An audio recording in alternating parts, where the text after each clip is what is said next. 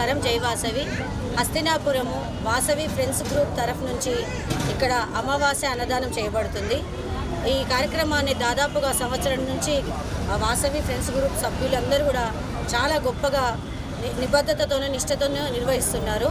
ఇంకా ముందు కూడా ఈ కార్యక్రమాన్ని ముందుకు తీసుకెళ్ళి ఇవాళ ఉన్నదానికంటే 10 ఇంకా చాలామందికి అన్నదాన వితరణ జరుగుతుందని ముందుగా ఆశిస్తున్నాము. ప్రతి ఒక్కరు ముందుకు వచ్చి ఇక్కడున్న సభ్యులందరూ వారి వారి శక్తి కొద్ది చందాలు వేసుకుంటూ ప్రతి అమావాస్యకు కూడా హస్తినాపురంలో ఈ అన్నదాన కార్యక్రమం జరుగుతుంది. ఎవరైనా సరే ఇక్కడికి రావచ్చు. అట్లాంటి భేదం ఏమీ లేదు. సంఘం తరఫు నుంచి జరుగుతుంది. అయినా ప్రతి ఒక్కరు వచ్చి పాల్గొనవచ్చు. అన్నదాన వితరణ తీసుకొని ఆ సౌభాగ్యం మాకు కల్పించండి. ఈరోజు అది కాకుండా అమావాస్య కాకుండా గాంధీ గారి జయంతి కూడా ఈరోజు జరగడంతో మాకు 2 కార్యక్రమాలు విజయవంతంగా నిర్వహించుకున్నాము. మహాత్మా గాంధీ గారి జయంతిని కూడా నిర్వహించుకుంటూ అలాగే అన్నదాన కార్యక్రమాన్ని కూడా నిర్వహించుకుంటున్నాము. ఈ వాసవి ఫ్రెండ్స్ గ్రూప్ సభ్యులందరికీ కూడా పేరు పేరున ధన్యవాదాలు. కార్యక్రమాన్ని నిర్వహించిన ప్రతి ఒక్కరికి కూడా కృతజ్ఞతలు. ఈ కార్యక్రమ నిర్వహణలో పార్టిసిపేట్ చేసిన ప్రతి ఒక్క కార్యకర్తకు కూడా సంఘం తరఫు నుంచి ప్రతి ఒక్కరికి కూడా పేరు పేరున ధన్యవాదాలు, కృతజ్ఞతలు. వచ్చిన అందరికి కూడా చాలా సంతోషం. నమస్కారం. ప్రతి అమావాస్య రోజున ఇక్కడ వాసవి ఫ్రెండ్స్ అసోసియేషన్ ద్వారా అందరికీ భోజనాలు ఏర్పాటు చేస్తున్నారు. ఈరోజు కూడా అలాగే జరిగింది. ముఖ్యంగా ఏంటంటే ఈరోజు అక్టోబర్ 2 గాంధీ జయంతి సందర్భంగా అదనంగా అందరం కలిసేసి ఇక్కడ ఒక ప్రోగ్రాం ఏర్పాటు చేసుకున్నాం. మంచిని బోధించినటువంటి గాంధీజీ, సహనం అంటే ఎలా ఉంటుందని చెప్పినటువంటి గాంధీజీ, ఉప్పు సత్యాగ్రహం ద్వారా అన్నీ కూడా శాంతి ఉద్యమాల ద్వారానే మనందరినీ కూడా చైతన్యవంతం చేయడానికి తన వంతు తాను ప్రయత్నం చేశాడు.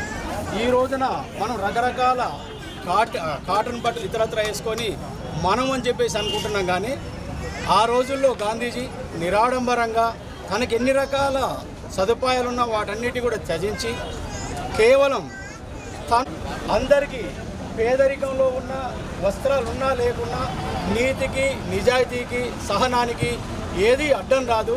మన వ్యక్తిత్వమే ముఖ్యమైనటువంటిది. మనం అందరినీ కూడా అదే పద్ధతిలో తీసుకెళ్లాలని చెప్పేసి బోధించినటువంటి వ్యక్తి. ఆ రోజుల్లో మనకు స్వాతంత్రం రావడం కొరకు తన వంతు ఎంతవరకు కృషి చేశాడో అందరికీ తెలిసినటువంటి విషయమే. రైల్లో నుంచి నెట్టేసినా కూడా పర్వాలేదన్నటువంటి వాడే కానీ ఎదురు తిరిగి కొట్టినవాడు కాదు. అలాంటి మంచి పద్ధతులను బోధించినటువంటి వ్యక్తి. అందుకే ఏ దేశంలో చూసినా కూడా గాంధీ గురించి తలుచుకొని వాడు ఉండడు. కొన్ని దేశాల్లోనైతే గాంధీజీ కొరకు ప్రత్యేక ఇలాంటి ప్రోగ్రాం చేస్తున్నటువంటి సంఘటనలు ఉన్నాయి. మన దగ్గర కూడా ఇక్కడ చౌటుపల్లి దగ్గర గాంధీకి ఒక విగ్రహాన్ని పెట్టేసి ఒక గుడిని కూడా ఏర్పాటు చేశారు. అంటే దైవంతో సమానంగా గాంధీజీని మనం తలుచుకుంటున్నాం. అతను లేకపోతే ఈ శాంతి కాముకత్వం ఉండేది కాదేమో. ఎక్కడ చూసినా కూడా తుపాకులు, మరఫిరంగులు, కర్రలు, కటార్లు అవే ఉండేటివేమో. కానీ అతని వల్ల కూడా మనం కాస్త శాంతిని పాటిస్తున్నామని చెప్పేసి అనుకుంటున్నాం. అంతేకాకుండా ఇంకోటి ఏంటంటే మనను ఒక చెంప కొడితే 2వ చెంప చూపించినటువంటి వ్యక్తి అతను. సరే ఈ రోజుల్లో అది సాధ్యం కాదేమో, కానీ అయినా కూడా శాంతిగా ఉంటూనే తన యొక్క అనుకున్నటువంటి ఏవైతే విషయాలను సాధించడానికి తన వంతు తాను పోరాడొచ్చు. ఏ వ్యక్తి అయినా కూడా తన వంతు తాను పోరాడవచ్చు.